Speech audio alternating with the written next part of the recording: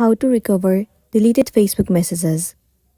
It's pretty simple and a quick process, so start by heading over to your application Facebook Messenger. Make sure that you are logged into your specific account. Once you have been logged in, head over to Menu at the bottom right corner of the screen. And then move into Settings at the top of the screen. Once you are inside the settings, you need to scroll all the way down to the bottom and tap on See More in Account Center. Head over to Your Information and Permissions. Tap on Download Your Information. Click on Download or Transfer Information. Once you're in this page, choose your specific Facebook account and then click on Next. Click on Specific Types of Information.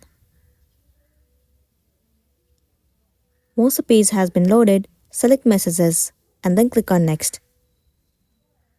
Tap on Download to Device. Now you have to select the date range for your message, your specific email address, format, and media quality. Once you have selected, tap on Create Files. And within 24 hours, you'll receive one mail on your email address. It will include the file of all the messages that you have deleted. You will have the access to all the information and messages that you have deleted. So that's the wrap for this video. If it was helpful, give it a like and check out our next tutorial. Thank you.